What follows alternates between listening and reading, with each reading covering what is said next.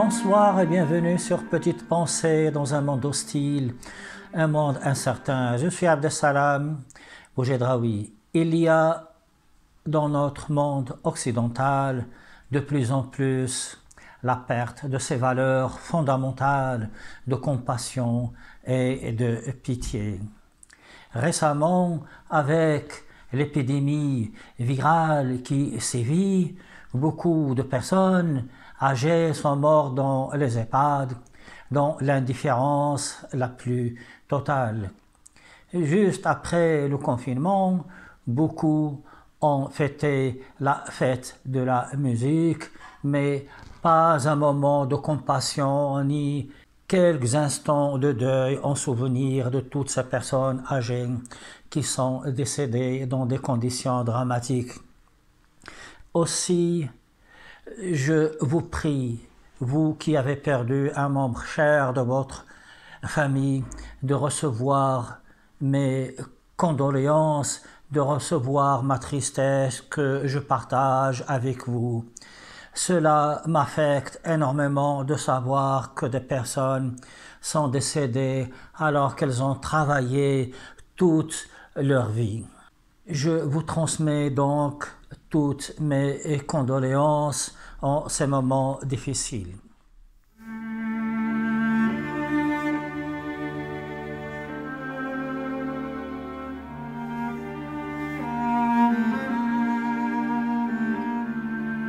Il y a une telle profondeur de la pensée, une telle sagesse chez les penseurs chinois d'il y a plus de 2000 ans, que cela devient nécessaire, cela devient vital de redécouvrir cette sagesse, de redécouvrir cette pensée, en particulier les grandes pensées, les grandes citations du grand philosophe, du grand sage chinois Lao Tzu.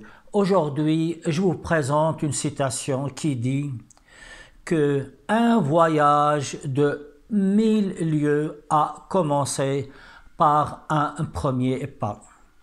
Cette citation paraît a priori bien banale et surtout on risque de commettre l'erreur de la rapprocher d'une autre citation que nous connaissons tous et qui dit « Ce n'est que le premier pas qui coûte ».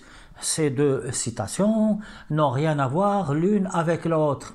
Dans l'adage qui dit que ce n'est que le premier pas qui coûte, il s'agit d'une toute petite entreprise, presque à l'état personnel, plus ou moins, qui se rapporte à une seule personne qui va commencer une action. C'est-à-dire, pour aboutir à une action petite, il faudrait savoir surmonter sa peur, son appréhension et faire le premier pas. Ici, c'est autre chose.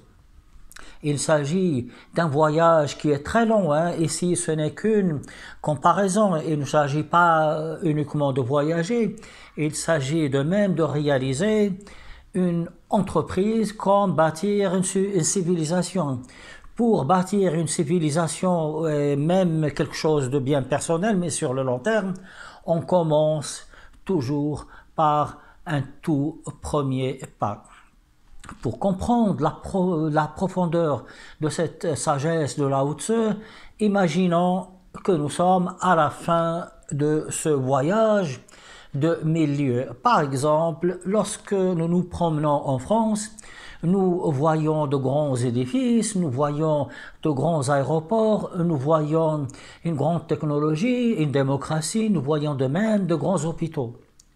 Et pourtant, tout cela a commencé il y a bien longtemps avec un tout premier pas. Qui a commencé ce premier pas? Imaginons, il y a, disons, pour arrondir 2000 ans.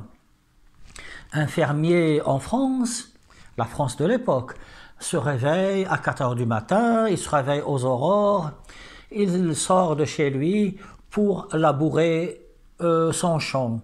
Après, il a une récolte. Cette récolte, il va la vendre dans le village. Et d'autres fermiers, ils vont faire la même chose. Les gens du village vont donc bien manger une fois qu'ils sont débarrassés de ce souci de la nourriture, ils vont penser à autre chose, peut-être contempler la nature, avoir le temps de contempler la nature. Une fois que certains auront contemplé la nature, ils auront besoin de la reproduire à travers des dessins. Et c'est un autre pas. Le premier pas était juste ce fermier qui est sorti pour labourer son champ. Le deuxième pas, tout petit pas pour vendre sa récolte au village. Puis après, les villageois, notre pas, vont bien manger à leur faim. Puis après, certains, dans un autre pas, vont commencer à admirer la nature, puis à la reproduire. Et c'est ainsi que va naître l'art. Puis après, ce sera au tour des poètes, ce sera au tour des philosophes.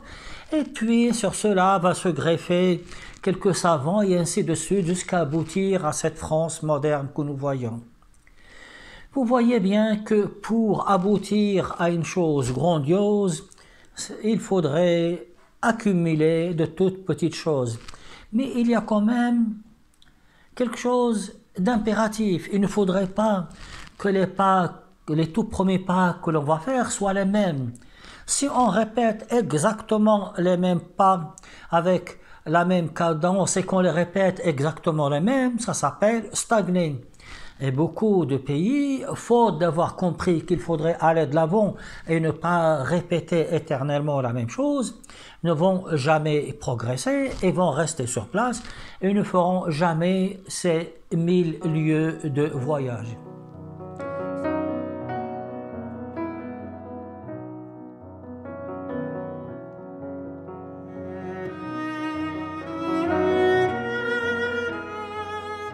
Ce qui est vrai pour la civilisation est vrai pour l'être humain. Imaginons maintenant une grand-mère qui se promène dans un champ, dans un parc avec sa petite fille ou son petit-fils.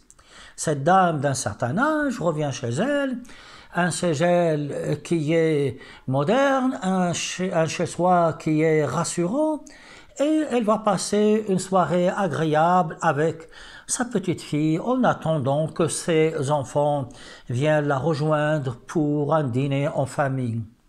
Cette mère de famille n'a toujours pas été comme ça. Pour réussir dans sa vie, il faut revenir quelques 60 ans en arrière. Cette femme n'a que 22 ans.